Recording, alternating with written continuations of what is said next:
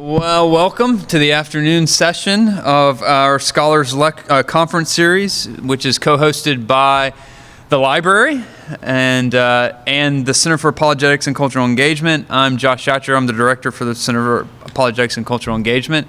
This is our third, I'm looking at Dean Rice, our third year doing this, right? Okay, and it's one of my favorite events.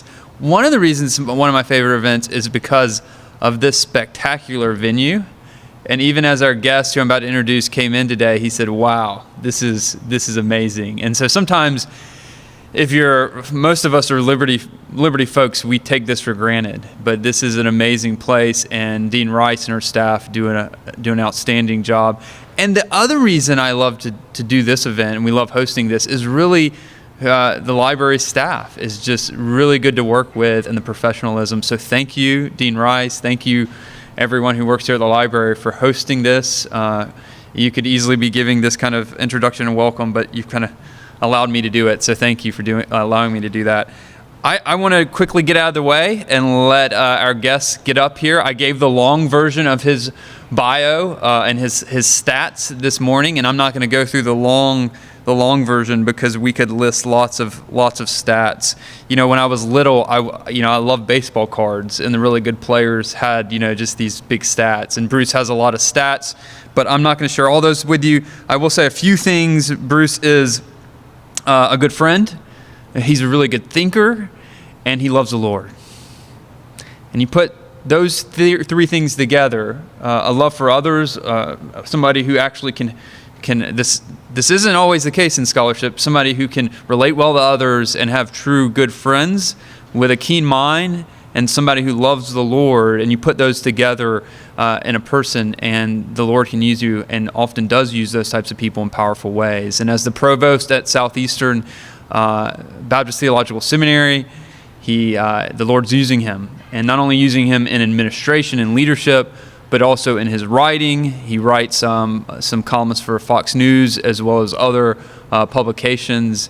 And I'm betting in the next few years we'll also see Bruce on TV doing various interviews representing Christians in politics and in cultural engagement. So will you join me in welcoming Dr. Bruce Ashford?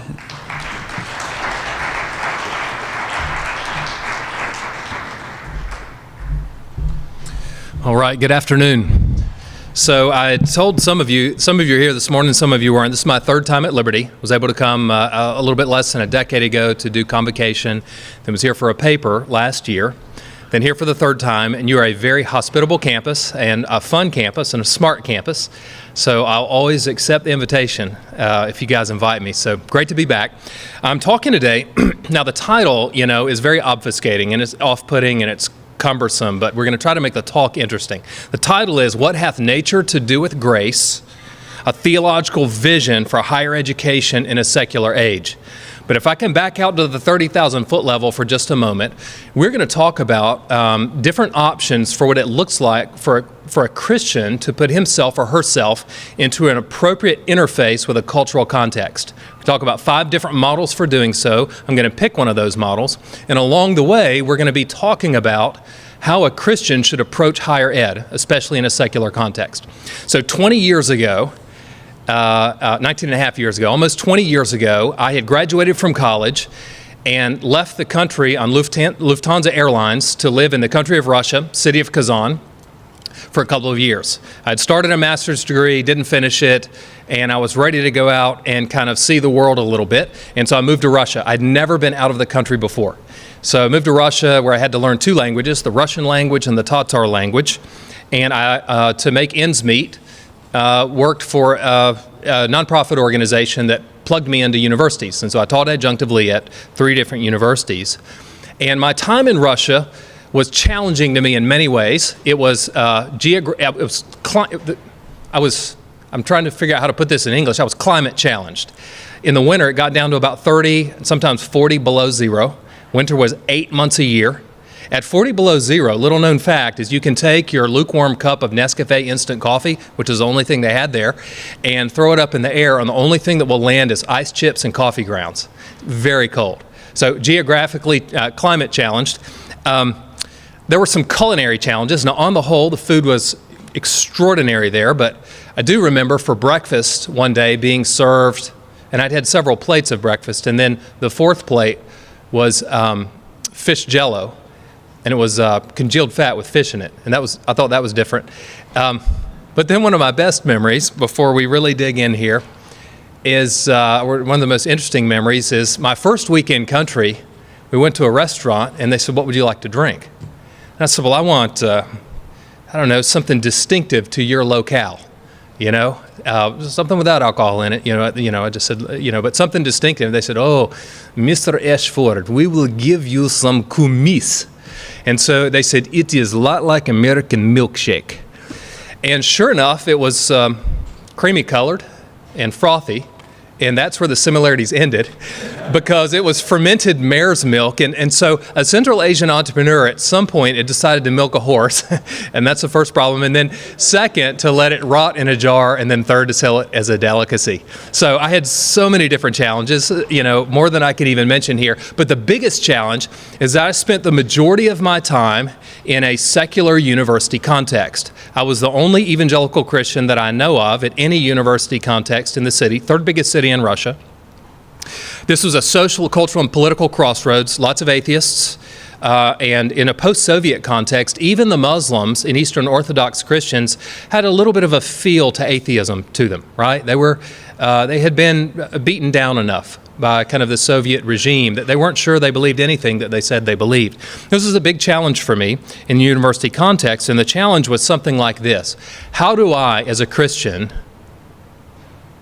understand these students and faculty members well enough that I can bring my Christianity into an appropriate and persuasive interface with academic disciplines? And that's a very difficult question to answer. Another way of putting it is to take Psalm 119, 105, which says, "Your word is a lamp unto my feet and a light unto my path," and to ask this question: is it only a lamp unto my feet and a light unto my path in private and interpersonal endeavors? Or is it also a lamp and a light for public endeavors, such as higher education or politics and public life? Does the Bible have anything to contribute? Now, before you think I'm going to toss myself a softball and then try to hit it out of the park, you need to know that actually the answer to the question I'm going to raise today is hotly contested. And hotly contested not only within the Christian world, but within the evangelical Christian world. And so what I want to do today is I want to ask a broad question together with a more narrow question. The broad question is this: what is the appropriate way of conceiving of the relationship between Christianity and a cultural context? And then along with that, the more narrow question that we'll address specifically along the way: what is the appropriate relationship between one's Christianity and higher education? I mean, do you really want to bring the Bible into a literary criticism class or a chemistry or physics class? Isn't it kind of irrelevant? And if you do, isn't that cheesy and misplaced? What does the fact that I've been saved from my sins have to do with an academic discipline? These are the kind of questions we're asking, and the answer is not especially easy, but I'm going to give 5 competing visions, historically, for the relationship between Christianity and culture in general, Christianity and higher ed in particular, and then, after I do that, I'm going to pick one, and I'm going to try to apply it to our secular age. All right? So, first let's define terms. Historically, this question has been addressed in terms of nature and grace. What is the relationship between nature and grace? Let's define these terms so that I'm not bringing confusion. When we talk about grace, we're really talking about God's saving works and word. When we talk about nature, we're really talking about the realm of our natural and cultural life. So what do God's saving works and word have to do with our natural and cultural life? Things that are not church attendance, personal devotions, speaking the gospel to somebody.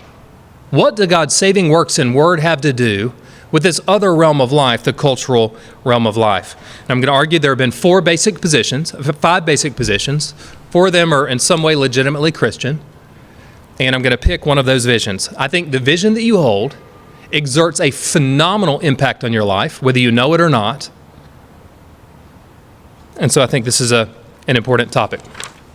So the first view we're going to call the grace above nature view. And if I nickname it in terms of higher education, I'm going to call it the bottom floor education view. So the proponents of this view, many Catholics and some Protestants, and they conceive of the world sort of like a two-story building, all right? Now there's two stories. The lower story is the story of nature. It's our natural and cultural life. This is where most of your academic disciplines occur, right? English and literary criticism and biology and history and these sorts of disciplines. And when you're on the bottom floor of the house, you don't need God-saving works and word for anything, really. You can draw upon your common experience and common reason and research methods and so forth. But when you go into the second floor, that's where you encounter a different set of activities, such as church attendance, studying ministry and theology and this sort of thing. And under this model, in the grace above nature model, you do need God-saving works and word when you're on the second floor. Now, the reason you need God-saving works and word is because of the fall. And we could compare the fall to a leak in the roof of that second-story building. There was a leak, and that leak actually messed up the second floor, and it caused some problems. And so, because it did, you need to bring in the repairman. And the repairman would be God's revealed word in the Bible and God's Son, Jesus. All right? So, this vision has a distinctive view of the way Christians do scholarship.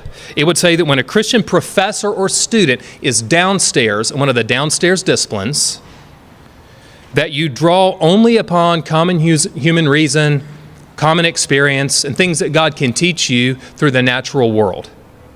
The minute you begin to bring the Bible or Jesus into it, you've ceased doing that discipline and you've launched yourself into the second floor. All right? And so basically the only place that your Christian distinctives really affect your scholarship will be in theology and ministry studies, something like this. So let me give a critique of it. I think this vision has some tremendous strengths, and four of these visions each have real strengths. And the healthiest proponents of these visions look more like each other than they do like the unhealthy proponents of their own vision. All right? So I'm not viewing these as enemies to be destroyed. It's a conversation. The strengths of this vision is that they think that both stories, so-called stories of this house, are important. I think that's important. I think theology and ministry studies are obviously very important, but so are all the other disciplines of the academy, the ones that are legal and moral. All right? So a caveat there. But yes, I think it's all important. It's all God's good world. I think it's important that this view doesn't think that the sin corrupted these activities so much that we should withdraw from them. But here's the big negatives, I think. I think it fails to recognize, if you use my leak analogy, that the fall, the leak in the roof, did a lot more damage than they think. It messed up the second floor more than this view would think, but it leaked all the way into the bottom floor and caused great damage in the bottom floor also. And because of that, because the fall, and because the sinful twisting of our minds warps not only the so-called religious level, but every other aspect of life, we also have to bring in the restoration artist, the Redeemer, and his inscripturated word, the Bible. And we have to, in appropriate ways, allow that to frame our thinking in these so-called first floor activities. All right? The second vision we can call the grace against nature vision. This has been held by a number of Christians over the years, monastics during the medieval era, patristic and medieval areas. Some monastics held a view like this. Some Anabaptists held a view like this. Quite a few evangelicals in the 20th century and some in the 21st century held a view like this. Now, in this view, there's only one room. There's not two stories. There's not two rooms. There's one room. All right? The entire thing was affected so badly by the fall that God is going to one day destroy the entire house. So there's not really a repair job to do on it. It's going to be obliterated. And we'll build an all-new world in its place in the future. And so under this view, when the Bible says that one day God will make all things new, folks in this view believe that God will make all new things. And there's a difference, I think, between making all things new in the sense of renewing them, restoring them, and in making all new things. So for this folks in this view, since this building has been corrupted in its very essence ontologically by the fall, And since God is going to one day build a new world sort of beside it and destroy this one, then we should sort of metaphorically build our Christian life beside of this world and build the church beside of it, beside it. Now, this vision manifests itself in a couple of different ways in higher ed. One very positive way is that folks who hold this view have a keen eye to discern the way sin and idolatry warp and distort the academic disciplines. And that's very positive. Sometimes, however, it can cause an anti-intellectualism or a withdrawal mentality, and I think that's a negative. But the main deficiencies, let me list 3 of this view, in my opinion. This is a view that should be respected, and there's something to learn from it, but I don't think it's the best overall framework. I think this vision gives sin too much credit. I don't think the scriptures give us any reason to believe that the evil one has the power to make bad what God has made good. So I don't think the different realms of culture, art and science, scholarship and education, politics and economics, sports and competition, marriage and family, I don't think any of them are bad in and of themselves. None of them have been corrupted ontologically, structurally by the fall. This remains God's good world. Instead of being corrupted ontologically by the fall, they've been twisted toward wrong ends. See, Satan doesn't have his own stuff to work with. He has to take what God made and twist it toward wrong ends. So anyway, it gives sin too much credit. Number 2, I think it unintentionally undermines Christ's lordship. If God the Father created the world through the Son, then the Son's lordship is as wide as creation. And if it's as wide as creation, it's as wide as culture. And if it's as wide as culture, it's as wide as the disciplines of higher education. And if that's true, the fact that, according to Colossians 1:15 through 20, that the world is sort of held together by Christ, who is a linchpin for it, then his lordship in one way or another does affect the way we conceptualize intellectually the world, and therefore affects all the disciplines.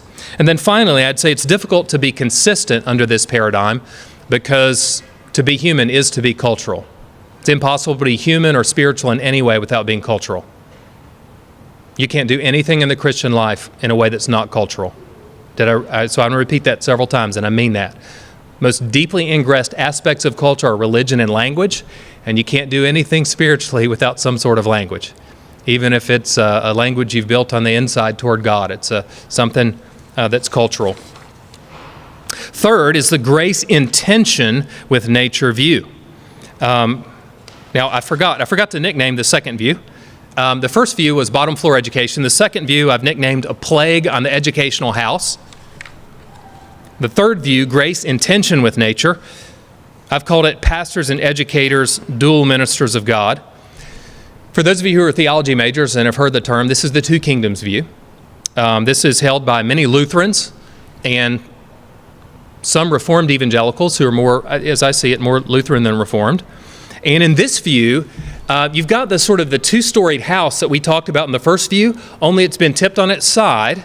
So you have something like a duplex, if you will, a room with a building with two rooms side by side. So you have a right-hand building, that's the realm of grace. There's different names for it, but the realm of grace, the spiritual realm.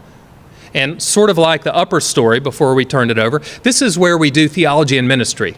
This is where you have your devotional life and you pray and you do bring God's saving works and word into your activity here, your activities. The left-handed room is are more the natural or cultural realm. And there's different words for this that different proponents use.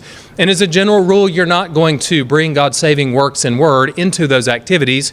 You're going to draw upon your common human reason, experience, God's revelation of himself to all people through nature and so forth.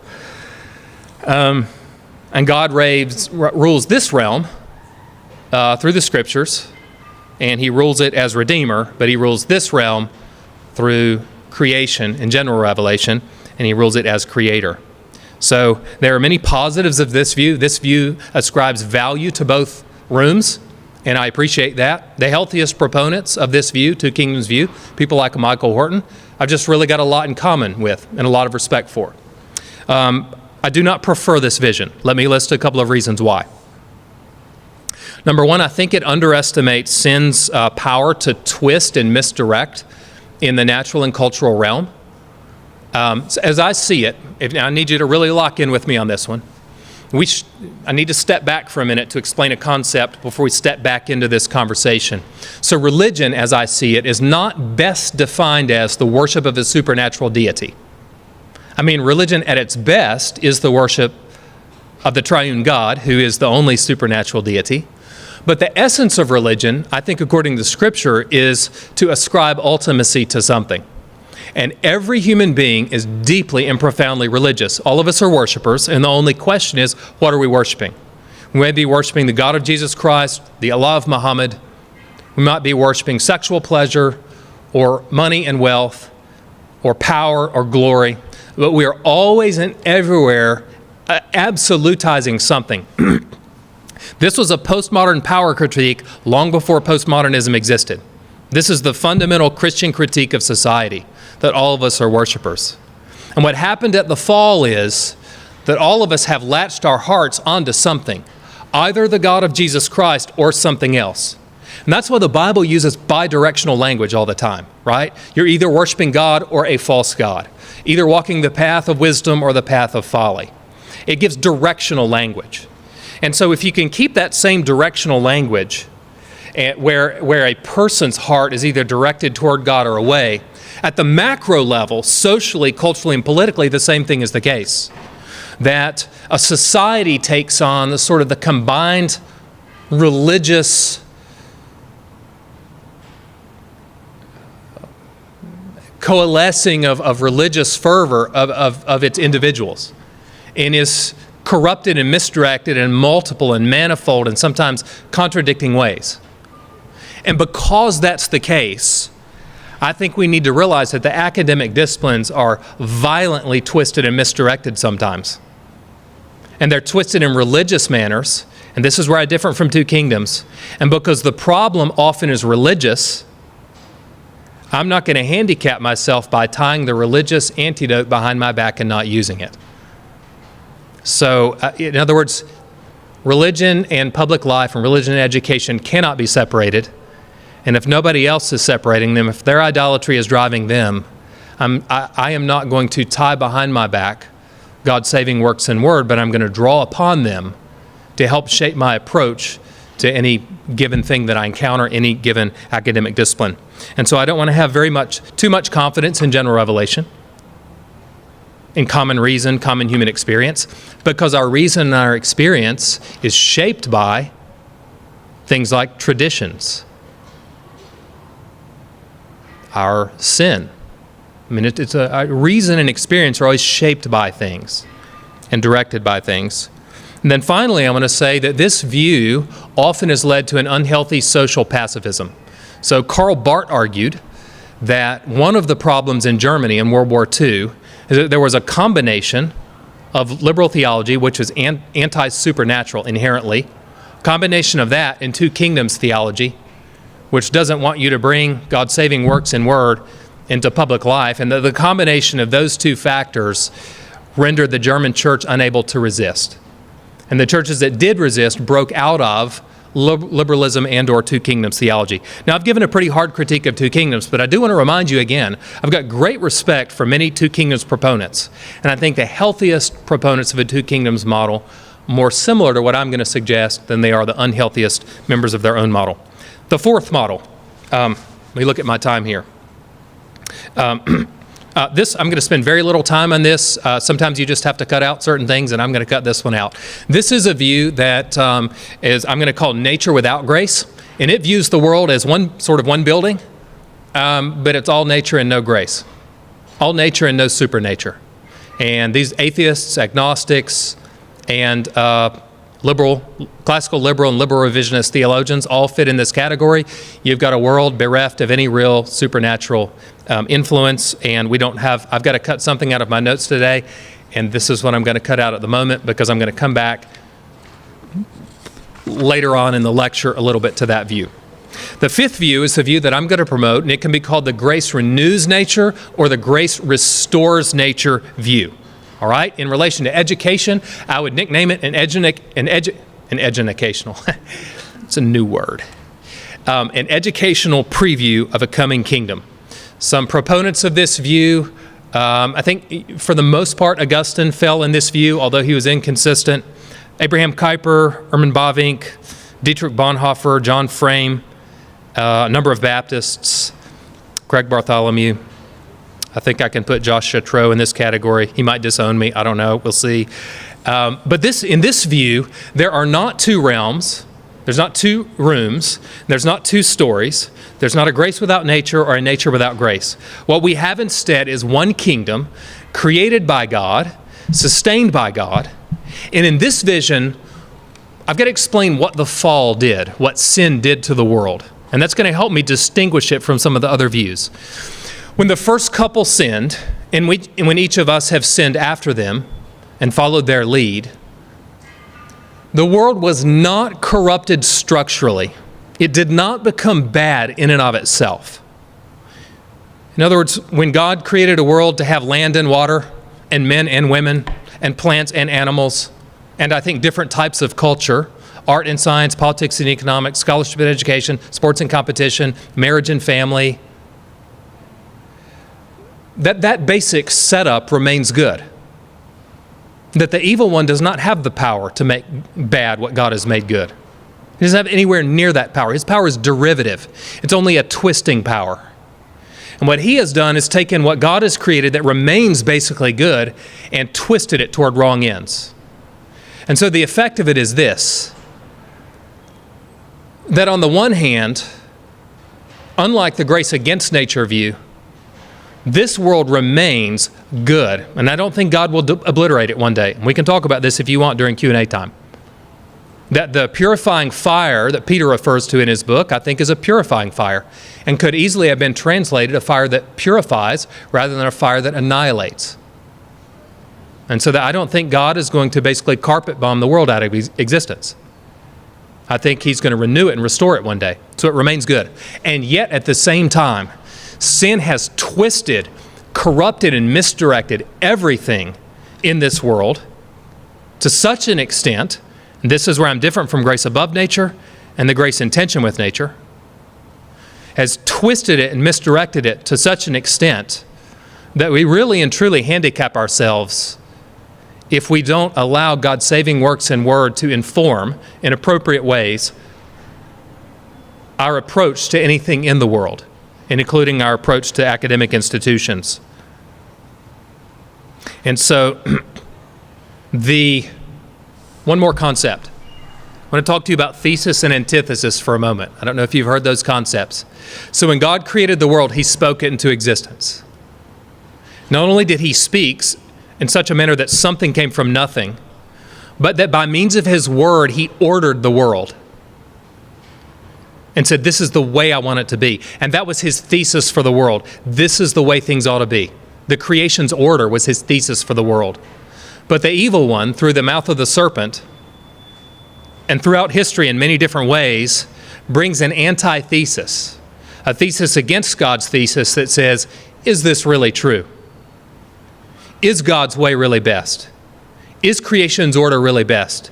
Can we not erase the lines that God has drawn between truth and goodness, truth and falsity, goodness and badness, male and female? I mean, you name it. And so the thing that we're doing in educational disciplines is we're always asking three questions. These three questions are easy to state, sometimes very difficult to answer. The first is this: what is God's creational design for the type of thing that I'm studying? Now, the Bible doesn't speak directly to most disciplines, and you're violating the Bible to treat it as if it does. But if the Bible gives us the true story of the whole world, and if it frames the world, provides some deep-level principles for what it means to live the good life, then in one way or another, directly or indirectly, it does speak to everything in the world. And so what is God's creational design for the discipline you're studying, the vocation that you'll have, the cultural activity that you're doing? Number two, how has it been corrupted and misdirected by sin and idolatry? Number 3, how can I bring healing and redirection to that which has been corrupted and misdirected? These questions are easy to ask and hard to answer. And sometimes one of the fascinating exercises to undergo, hardly anybody does this, maybe you will, is to do a history of your discipline, to trace how it got to where it is, and good and bad influences in the discipline. And that's a good way to start, I think, doing this exercise. You've got some people who are doing this today. I mean, there's a guy named Vern Poitras, did a PhD in theology, but he also did master's and I think PhD work in science and mathematics with his scientific work being done, I think, at Harvard.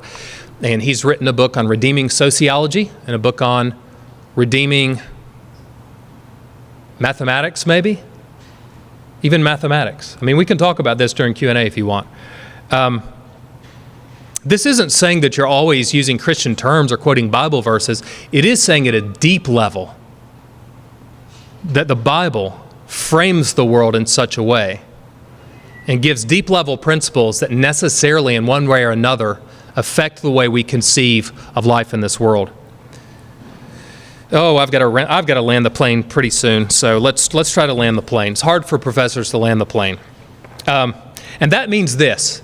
I think this view of the world, I mean, sets my hair on fire. It means that, it made me excited about living in this world again. That I can go in an idle excavation dig in my academic discipline or in the realm of politics. I write a lot for Fox News Opinion, for Heritage Foundation, Daily Signal, and different outlets. And I can now allow God's saving works and word to help me work against some of the idolatry rooted in every side of the political spectrum in the United States. You can do this in any discipline that you've got. Your Christianity now actually matters for everything that you do. It's not limited to your quiet time that you may or may not have had this morning, right? Or your church attendance, or like 5% of your waking hours that normally get allotted to this activity. Now it's unleashed on absolutely everything in life. Okay, we really have to land the plane. I have not managed my time well, so I was going to segue here and I was going to draw upon a sociologist named Philip Rieff, a Jewish sociologist who was a rock star public intellectual in the 70s, went underground for about 30 years, surfaced in 2006, 7, and 8, published a trilogy, a wickedly good trilogy called the Sacred Order, Social Order Trilogy. The very first book is the one you need to read, and I've got an article coming out on Philip Rieff within a week, so you can Google my name and Google that. It'll give you a summary of the first book in that trilogy, My Life Among the Death Works.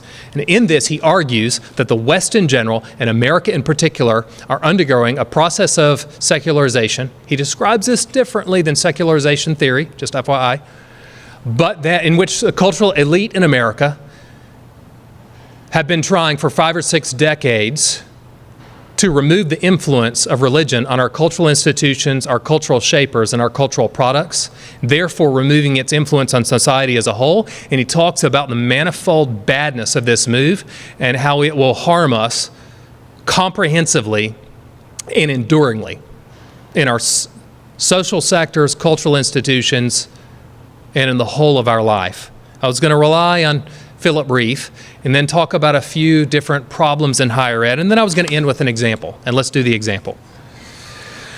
So I wanted to pick an example that was a more obvious example of what's wrong in higher ed. Now there's positives and negatives to choosing an obvious example. The positive is that it draws the lines pretty clearly. It makes for a good brief example in a library talk right after lunch when you are experiencing postprandial reactive hypoglycemia. That means you're having a carb crash from the pizza you just ate. The negative is that a lot of times the lines aren't so clearly drawn and things are not going to be so obvious. But I'm going to take a famous and infamous man named Peter Singer, who's the Ira W. DeCamp Chair of Moral Philosophy at Princeton University. Now, about 20 years ago, Princeton University thought to itself, who should we hire to teach our 18-year-olds what the proper vision of the good life should be and how their life should conform to it? Couldn't find anybody good enough here in the States, so they went to Australia. They found a man with a tremendous mustache and an awful worldview named Peter Singer. And Dr. Singer at least puts his cards on the table and is relatively consistent with his worldview. Let me describe his worldview. He says, listen, we're in a new millennium. And I think, as Chris Farley once said, we're in a new 2,000 years. Remember that? No? Not funny? Okay. A new millennium, and therefore we have to redefine what it means to be human and what it means to be ethical. And then he basically says this image of God stuff is trash. It's garbage, it's wrong, and we all know it. Human beings are animals. And if you want to ask what the worth of a human being is, you can't give a simple answer. Humans are created in the image and likeness of God. All humans are worth something, in that womb or out, no matter what their race is. You can't do that. You have to recognize that humans are animals, and therefore they're not intrinsically of great worth and value. And so a human being's worth and value is going to be comparable to that of an animal, and it's going to be on a sliding scale. How functional is this human animal? How much consciousness does this human animal have? And so a human who is, say, 2 years old, between 2 and, say, 75 years old, is going to be of more value than a baby in the womb or a baby that's just been born, and more valuable than a person who's 75 or 80. It's going to certainly be more valuable, Singer argues, than a person who's physically or mentally handicapped. Let me just read a couple of quotes in his own words. We can no longer base our ethics on the idea that human beings are a special form of creation made in the image of God, singled out from all other animals, alone possessing an immortal soul. This is religious mumbo-jumbo. In his 1975 text, Practical Ethics, he says that what species you're in, human or not human, is utterly irrelevant to moral status. You have no more right to life than a weasel, a ferret. In a foreign policy article in 2005, he said, basically that only a mental midget could believe in the sanctity of life, and that only, and I quote, a rump of hardcore know-nothing religious fundamentalists will defend the view that every human life from conception to death is sacrosanct. In a 1983 pediatrics article, I'm giving you proof so that you know that I'm not lying about this, not misrepresenting him. I don't think I'm taking him out of context. This is who he is. If we compare a defective human infant, mentally or physically challenged, with a non-human animal, such as a dog or a pig, for example, we'll often find that the non-human, the dog or the pig, has superior capacities, both actual and potential, for rationality, self-consciousness, communication, anything else that can plausibly be considered morally significant. And so it will be very often the case that a ferret or a yak will have more right to life than an unborn or born baby or an Alzheimer's patient. What he is doing here is he is giving you the outworkings of his religious worldview. I'm not going to go into what I think he's absolutized, but everybody's religious, and everybody's thought flows in one way or another from their actual religion, whatever it is that actually has ultimacy in their life. There's a girl named Ashley, severely disabled. Doctors wanted to remove her reproductive organs, use hormones to blunt her growth, so that she would have been even more severely deformed and remained the size of a toddler. And they asked, is this okay? And he says, absolutely. It's okay to deny her human dignity, that membership in the human species does not imply rights, because rights stem from things like consciousness, and animals have more rights than a human being like Ashley. He has no problem with necrophilia. It's okay to have sex with dead people. It's just a dead animal. He thinks bestiality is okay. He renamed it zoophilia. He said it's only wrong to have sex with an animal. This may be uncomfortable for you. You need to not be, and you should be uncomfortable with it morally, but you need to know that at public universities, Singer's view is not uncommon. Singer's the single most influential ethicist in the world. And he argues it's only wrong to have sex with an animal, really, if it's cruel to the animal or if the animal doesn't consent. That it's okay for humans and animals to have mutually satisfying relationships. So, for example, it would not be good for a human male to have sex with a chicken. Chicken's too small, it hurt the chicken, but it would probably be okay. You gave, for example, of a donkey. So, I realize this might be tough for some of you to hear. This is reality. This is America. This is what we will see and hear in an increasing number of public university classrooms. It's the outworking of a particular religious worldview, one that is absolutely dead set against Christianity. And so I want to say that in any instance, but especially in this instance, if other people get to put their cards on the table, and if the thing or person they've absolutized or ascribed ultimacy to can be drawn upon to shape their view, I want to turn the tables and say, and then it's also all right for me to do the same. And in fact, I think what I've absolutized is the only person or thing that could or should be truly absolutized, and that's the cosmic king. The only one to whom ultimately should be ascribed. And the only one who can give us a truly good vision of life, a vision of the good life. Now, I want to make something clear, and we're going to have Q&A time, and I hope I can clarify. I'm sure there are a lot of things that I've said that may not have been as clear as they need to be. I'm not saying that in every instance in a classroom or in a public setting that you have to load your words like the conversation with Christian language. I don't think you have to, and sometimes it's unwise to. You know, a Supreme Court justice needs to rule based on the Constitution and legal precedent, rather than saying, well, I'll tell you what, boy, I saw in Genesis chapter 4 such and such, so there you have it, and drop the microphone and walk away. You know, that's not the right venue and not the appropriate approach. Same thing in a university classroom. If I'm teaching in a public university, maybe for wisdom's sake, it's best for me not to sort of load my language with Christian terms or to show all of my hand at the moment.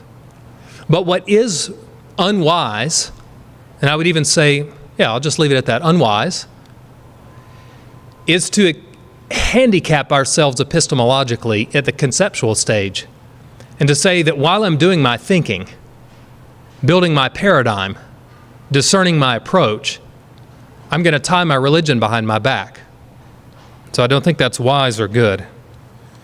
Why keep God out of it? If the Bible really is the true story of the whole world, it's relevant to everything. If it does function like a lens that helps bring the world into focus, I think that's what Scripture teaches, then it's relevant to anything that could be brought into focus. And if it's a witness to Christ, God created the world through Christ, and Christ is going to return one day to establish, as I said this morning, a one-world government and institute a one-party system in which justice will roll down like the waters. It'll be characterized by peace and order and goodness, and there'll be no more pain and sadness and suffering and tears. Then we in our disciplines should do our disciplines in a way that provides a preview of that kingdom. My last comments. Oh man, and I've really cut into Q&A. I apologize. You're going to find yourself lonely on most campuses. Not on this campus, but you'll find yourself lonely on most campuses, especially if you go to grad or PhD school. Former president of the American Philosophical Association, Alvin Plantinga, says, student who wants to think seriously about these topics is very much on her own. More than that, she is likely to be thought weird, peculiar, marginal, out of the mainstream. Scholarship is an intensely social activity. We learn our craft from our mentors and elders, but our mentors and elders haven't taught us how to do anything Christianly. There's a woman who's a brilliant lady who teaches at Claremont Graduate School. Her name is Mary Poplin, I think. Not Poppins, but Poplin, who has given some tremendous talks on this, and she says the last remaining radicalism that's too radical for anyone is for you to put your Christian cards on the table. Any other cards you can put on the table, that one's outlawed. So I want to call us back to Harvard's founding and to the Bible, and I'll be finished in 2 minutes. Harvard's founders, in a pamphlet they published in 1643, said this, describing the vision and mission of Harvard College. Let every student be plainly instructed and earnestly pressed to consider well that the main end of his life and studies is to know God and Jesus Christ, which is eternal life, John 17:3, and therefore to lay Christ in the bottom as the only foundation of all sound knowledge and learning. That's what gave Harvard its trajectory before Harvard lost its way. And then finally, what I've tried to say here, and I hope I've said well, is to repeat in the language of higher ed, Psalm 119, 105. Your word is a lamp unto my educational feet and a light unto my scholarly path. Or in Psalm 119, verse 130, the entrance of your words gives scholarly light, gives understanding to the otherwise epistemologically simple.